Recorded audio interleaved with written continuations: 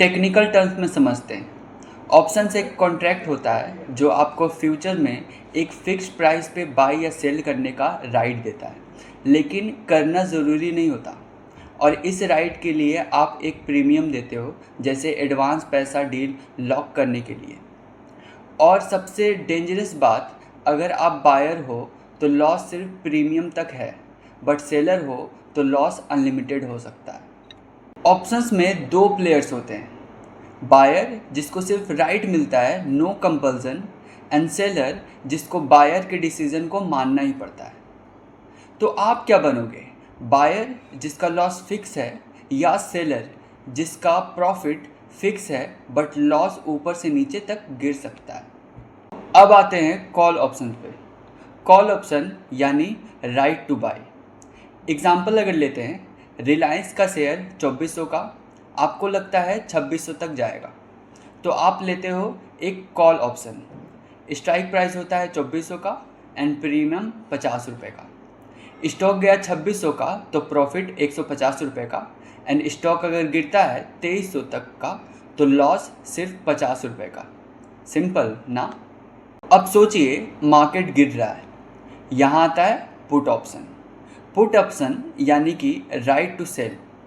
एक एग्जांपल लेते हैं, इन्फोसिस 1400 रुपये का, आपको लगता है 1200 आ सकता है, तो आप 1400 का पुट ऑप्शन लेते हो एंड प्रीमियम 40 रुपये का। अगर प्राइस गिर गया तो 160 रुपये का प्रॉफिट, और अगर प्राइस बढ़ गया तो 40 रुपया गया। That's all. पुट ऑप्शन एक सील्ड की तरह है, जब मार्केट गिरता है आप सेफ रहते हो। अब समझो अर्जेंसी। हर ऑप्शन की एक्सपायरी डेट होती है, हर ऑप्शन का प्रीमियम घिसता रहता है टाइम के साथ। मतलब अगर सही वक्त पे स्टेप नहीं लिया तो ऑप्शन का वैल्यू ज़ीरो भी हो सकता है। सोचो 500 प्रीमियम दिया और कुछ समझे बिना ऑप्शन एक्सपायर हो गया, पूरा पैसा गया, no refund no mercy. Option का यूज़ कहाँ होता है? स्पेकुलेशन में, अगर लगता है मार्केट ऊपर या नीचे जाएगा। हेजिंग, पोर्टफोलियो को क्रैश से बचाने के लिए, और स्मॉल कैपिटल से बड़ा प्रॉफिट कमाने के लिए। ऑप्शंस में लिवरेज होती है, 1000 से 20,000 का एक्सपोजर मिलता है, लेकिन समझ के। तो ऑप्शंस पावरफुल हैं, बट गलतियां और भी पावरफुल होती हैं।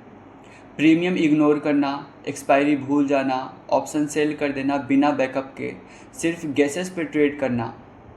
अब आप बताओ, क्या आप इन गलतियों से बचोगे? कमेंट में लिखो, I will trade with sense not suspense.